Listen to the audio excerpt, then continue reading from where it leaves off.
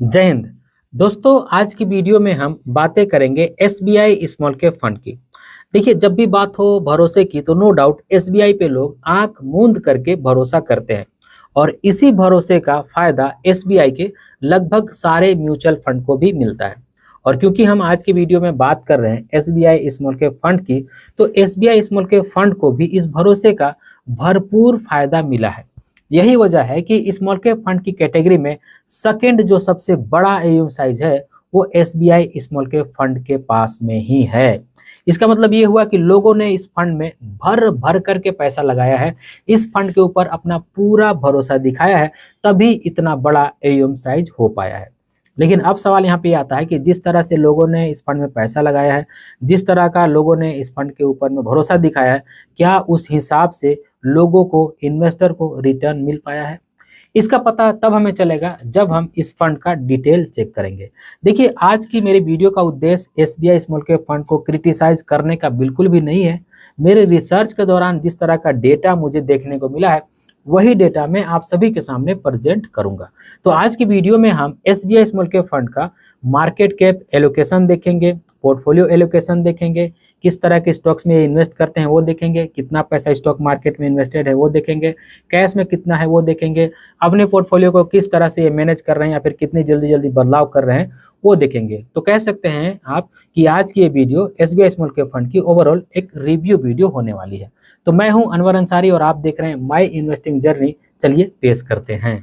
तो अब हम सबसे पहले एसबीआई स्मॉल कैप फंड का एयूएम साइज देख लेते हैं। तो आप देख सकते हैं कि AUM size small cap category में सेकंड सबसे बड़ा एसबीआई स्मॉल कैप फंड का ही है, जो कि 27,759 करोड़ रुपए का है।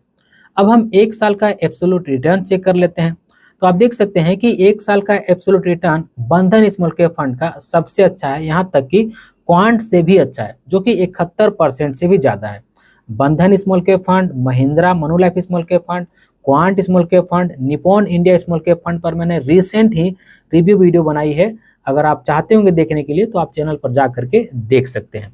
तो अगर एक साल की एब्सोल्यूट रिटर्न की बात की जाए तो इस मामले में ये जो एसबीआई स्मॉल कैप फंड है वो 22वें नंबर पर रैंक कर रहा है, लगभग 37.5% के रिटर्न के साथ। अब कहाँ जो फर्स्ट रैंक करने वाला फंड लगभग 71% से भी ज्यादा रिटर्न दे रहा है और हमारा एसबीआई स्मॉल कैप फंड लगभग 37.5% का रिटर्न दे रहा है। वहीं पे अगर बात की जाए 3 साल की सीएजीआर की, तो इस मामले में भी आप देख सकते हैं कि हमारा जो एसबीआई स्मॉल कैप फंड है वो 23वें नंबर पर रैंक कर रहा है, लगभग 25% के रिटर्न के साथ में। तो आप देख सकते हैं कि 3 साल के सीएजीआर के बेस में भी इसका परफॉर्मेंस उतना अच्छा नहीं है। और वहीं पे अगर बात की जाए 5 साल के सीएजीआर की, तो 5 साल के सीएजीआर भी आप देख सकते हैं, इस मामले में भी एसबीआई स्मॉल कैप फंड लगभग 13वें नंबर पर रैंक कर रहा है, जो अगर रिटर्न देखें तो लगभग 27.5% के आसपास का रिटर्न है। तो आप कह सकते हैं कि एक साल का एब्सोल्यूट रिटर्न, 3 साल का सीएजीआर, 5 साल का सीएजीआर कोई खास इस फंड का नहीं है। लेकिन अगर हम बात करें 10 साल की सीएजीआर की, तो आप देख सकते हैं कि 10 साल के सीएजीआर के बेस पर यह फंड दूसरे नंबर पर रैंक कर रहा है। तो इसका मतलब क्या हुआ? इसका मतलब ये हुआ कि एसबीआई स्मॉल कैप फंड का जो पास्ट का परफॉर्मेंस है, जो बहुत पहले का परफॉर्मेंस है, वो बहुत ही शानदार रहा है। इसीलिए जब हम बहुत पुराना रिटर्न देखते हैं तो हमें बहुत अच्छा रिटर्न देखने को मिलता है। लेकिन जब हम प्रेजेंट का रिटर्न देखते हैं, जैसे में एक साल का एब्सोल्यूट रिटर्न, 3 साल का सीएजीआर, 5 साल का सीएजीआर, तो हमें उतना खास देखने को नहीं मिलता है। ये 21वें, 22वें, 13वें नंबर पर रैंक कर रहे हैं। तो आप ये कह सकते हैं कि इसका पास्ट का परफॉर्मेंस तो ठीक है, लेकिन इसका जो प्रेजेंट परफॉर्मेंस है वो कोई खास देखने को नहीं मिल रहा है। लगभग कह सकते हैं कि औसत से भी थोड़ा सा हमें नीचे का ही रिटर्न या फिर परफॉर्मेंस देखने को मिल रहा है। अब चलिए हम मार्केट कैप एलोकेशन देख लेते हैं कि जब हम एसबीआई स्मॉल कैप फंड में पैसा लगाते हैं तो हमारा कितना पैसा कहाँ कहाँ एलोकेट होता है। तो आप देख सकते हैं, अगर मैं बात करूँ स्मॉल कैप होल्डिंग की, तो जब हम एसबीआई स्मॉल कैप फंड में अपना पैसा लगाते हैं तो लगभग 80% के आसपास पैसा स्मॉल कैप स्टॉक्स में लगता है और वहीं पे 7% के आसपास का पैसा मिड कैप स्टॉक्स में लगता है। हमारा एक भी रुपया लार्ज कैप स्टॉक्स में नहीं लगता है। और ओवरऑल इक्विटी की बात की जाए, आप देख सकते हैं कि ओवरऑल इक्विटी में लगभग 86% से थोड़ा सा ज्यादा पैसा लगता है, यानी कि 13-14% के आसपास में पैसा इनके पास कैश में है, क्योंकि इन्होंने डेट में भी एक भी रुपया इन्वेस्ट नहीं किया हुआ है। तो अब देखिए, जब हम ज्यादा पैसा स्टॉक मार्केट में नहीं लगाते हैं तो होता यह है, जैसे सपोज कीजिए कि अगर आपके पास 100 रुपए है आप 100 रुपये को स्टॉक मार्केट में लगा देते हैं, अगर उस पर आपको 10% का रिटर्न मिलता है तो वो 10 रुपये होता है। लेकिन अगर आप 8 या 9 रुपये पैसा इन्वेस्ट करते हैं और उस पर अगर 10% का रिटर्न मिलता है तो वो पैसा होता है 8 या 9 रुपये ही। तो अगर आपका ज़्यादा पैसा स्टॉक मार्केट में इन्वेस्टेड नहीं है तो वहाँ पे रिटर्न भी थोड़ा सा कम ही जनरेट होगा। अब आई डोंट नो इन्होंने क्यों पैसा सारा नहीं लगा के रखा है, इसके पीछे बहुत सारे कारण हो सकते हैं। हो सकता है इनको लग रहा होगा कि आगे आने वाले समय में अपॉर्चुनिटी मिल सकता है या फिर स्टॉक मार्केट में गिरावट हो सकती है, कुछ भी कारण हो सकता है जिस वजह से इन्होंने लगभग 13-14% पैसा कैश में होल्ड करके रखा है। चलिए कुछ और डिटेल हम चेक कर लेते हैं। तो सबसे पहले बात करेंगे ओवरव्यू की, और यहाँ पे आप देख सकते हैं कि अगर मैं 1 महीने की बात करूँ तो 1 महीने में लगभग 3.25% के आसपास का रिटर्न है। 6 महीने में देख सकते हैं लगभग 17% के आसपास का रिटर्न है, और 1 साल की बात करें तो लगभग 37.5% का रिटर्न है। और अगर 3 साल की बात करें तो यहाँ पे 3 साल का CAGR दिख रहा है जो कि लगभग 24.56% का यहाँ पे दिख रहा है। अब देखिए जब मैंने पहले आपको CAGR दिखाया था 3 साल का यहाँ पे, तो इसमें और अभी हम जो देख रहे हैं ओवरव्यू में उसमें थोड़ा सा अंतर हमें देखने को मिल रहा है। तो आप बाद में आर्ग्यू ना करें, इसके लिए मैं आपको दिखा दे रहा हूँ। यहाँ पे देख सकते हैं 24.84 दिख रहा है, और यहाँ पे आप देख सकते हैं कि 24.56 दिख रहा है। तो थोड़ा सा एरर यहाँ पे देखने को मिल रहा है। आई डोंट नो क्या प्रॉब्लम है, कुछ सॉफ्टवेयर में अंतर हो सकता है, इस वजह से थोड़ा सा यहाँ पे हमें अंतर देखने को मिल रहा है। और वहीं पे अगर 5 साल के CAGR देखें तो लगभग 27.5% का है, और मैक्सिमम देखें जो कि लाइफ टाइम है तो लगभग वो 26% से थोड़ा सा हमें ज़्यादा देखने को मिल रहा है। अब अगर हम SIP रिटर्न कैलकुलेट करें तो आप देख सकते हैं कि यहाँ पे 61 महीने का हमें कैलकुलेशन देखने को मिल रहा है। अगर हम 100 रुपये पर मंथ 31 मई 2019 से इन्वेस्टमेंट स्टार्ट करते तो अभी तक हम 6,100 रुपये जमा कर दिए होते इस फंड में, और इसकी वैल्यू बन गई होती 12,280 रुपये के आसपास में। टोटल जो हमें रिटर्न मिल गया होता वो 104% के आसपास का होता। और इसी पीरियड में अगर हम दूसरे फंड में इन्वेस्ट किए होते, आप यहाँ पे देख सकते हैं, अभी मैं आपको दूसरा फंड दिखा रहा हूँ एग्जाम्पल के लिए, अगर वही हम निपोन में किए होते तो अब आप देख सकते हैं यहाँ निपोन आ गया, तो इसी दौरान हमें 159% का रिटर्न मिल गया होता इसी SIP के माध्यम से। और यही इन्वेस्टमेंट अगर हम 100 रुपये का क्वांट में किए होते, ऐसे खैर क्वांट में 100 रुपये की SIP होती नहीं, यहाँ पे एग्जाम्पल दिखा रहा है, तो यही 222% का रिटर्न मिल गया होता। और कहाँ हमें SBI में देख सकते हैं कि 104% का रिटर्न मिल रहा है। तो आप देख सकते हैं कि रिटर्न में बहुत ही डिफरेंस आया है, और खास करके जो इसका वर्तमान का रिटर्न है उसमें हमें जबरदस्त इम्पैक्ट देखने को मिल रहा है। चलिए अब हम कुछ और चीज़ें देख लेते हैं। जैसे बात करें की मैट्रिक्स की, तो आप देख सकते हैं एक्सपेंस रेशियो ठीक ठाक है, P रेशियो थोड़ा सा ज़्यादा ही रहता है SBI स्मॉल कैप फंड का, क्योंकि ये अपना मैक्सिमम पैसा जो है ना small cap mid cap stocks में डालते हैं। तो स्मॉल कैप मिड कैप जो स्टॉक्स होते हैं उनका जो P रेशियो है थोड़ा सा ज़्यादा ही रहता है, इसलिए हमें SBI स्मॉल कैप फंड में P रेशियो थोड़ा सा ज़्यादा ही देखने को मिलता है। और बाकी के रेशियो भी देख सकते हैं, वो सब ठीक ठाक हैं। अभी पीयर्स के बारे में भी हम थोड़ी देर में बात करेंगे। इसकी भी इन्फॉर्मेशन देख सकते हैं कि ये प्लान ग्रोथ होने वाला है, लॉकिंग पीरियड इसमें नहीं है, एग्जिट लोड इसमें लगेगा अगर आप 1 साल से पहले रिडीम कर देते हैं तो इसमें SIP आप कर सकते हैं, लमसम इसमें नहीं कर सकते हैं। S&P BSE 250 small cap TRI इसका इंडेक्स बेंचमार्क होने वाला है। और वहीं पे अगर बात करें फंड मैनेजर की, तो आप देख सकते हैं R श्रीनिवासन इस फंड को मैनेज करते हैं, और दूसरा है मोहन लाल इस फंड को मैनेज करते हैं। और इस म्यूचुअल फंड की AMC के पास टोटल जो AUM है वो 6,35,000 के आसपास में दिखा रहा है, और AUM साइज थोड़ा सा कम बता रहे हैं, मेरे ख्याल से 8 लाख करोड़ रुपए से ज़्यादा का AUM साइज है इनके पास। कंफ्यूज मत होइएगा, ये वाला AUM size SBI small cap fund का नहीं, ओवरऑल SBI के पास जितना फंड है सारे फंड को मिला करके यहाँ पे टोटल AUM बता रहा है, जो कि 6,35,000 के आसपास में बता रहा है, जो मुझे लग रहा है कि कम है। इनका जो AUM साइज है वो लगभग 8.5 लाख करोड़ रुपए के आसपास में पहुंच गया है। तो चलिए अब हम थोड़ा सा पीयर देख लेते हैं कि पीयर का परफॉर्मेंस कैसे है, यानी कि SBI स्मॉल कैप फंड के जो कंपटीटर फंड है उनका परफॉर्मेंस कैसा रहा है। तो आप देख सकते हैं 1 साल की रिटर्न की बात करूं तो निपोन का देख सकते हैं SBI से बेहतर है, HDFC का भी SBI से थोड़ा सा ज़्यादा ही है। एक्सिस की बात करें तो लगभग SBI से सिमिलर रिटर्न यहाँ पे देखने को मिल रहा है।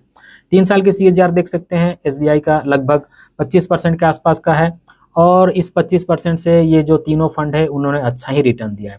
लाइफ टाइम CAGR देख सकते हैं, लाइफ टाइम CAGR आपको यहाँ पे बेहतर देखने को मिलेगा HDFC से और एक्सिस से भी। तो लाइफ टाइम इसका CAGR तो ठीक है, क्योंकि इसका जो पास्ट का परफॉर्मेंस है, जो इसका पहले का परफॉर्मेंस है वो शानदार रहा है, इसीलिए हमें लाइफ टाइम का रिटर्न जो है हमेशा SBI स्मॉल कैप फंड में अच्छा देखने को मिलता है। अब चलिए हम पोर्टफोलियो चेक कर लेते हैं कि पोर्टफोलियो में हमें किस तरह का यहाँ पे देखने को मिल रहा है। तो सबसे पहले बात करें एसेट एलोकेशन की, तो आप देख सकते हैं 34%, यानी कि ऑलमोस्ट कह सकते हैं कि 86% से थोड़ा सा ज़्यादा पैसा आपका इक्विटी में लगा हुआ है। और कैश इक्विवेलेंट में बात की जाए तो लगभग 13.5% के आसपास में पैसा लगा हुआ है। और वहीं पे मिसलेनियन में बात की जाए तो लगभग 14% के आसपास में पैसा लगा हुआ है। और होम एंड इलेक्ट्रॉनिक्स अप्लायंसेज में बात की जाए तो लगभग देख सकते हैं कि 9% के आसपास में पैसा लगा हुआ है। कंस्ट्रक्शन इंजीनियरिंग में देख सकते हैं लगभग 7.5% पैसा लगा हुआ है। इलेक्ट्रॉनिक कंपोनेंट एंड इक्विपमेंट में देख सकते हैं लगभग 7% के आसपास में पैसा लगा हुआ है। Hotel resort and cruise line में देख सकते हैं आप लगभग 6% के आसपास में पैसा लगा हुआ है। और इस तरह के 25 और सेक्टर हैं जिनमें एसबीआई स्मॉल कैप फंड ने पैसा लगाया है।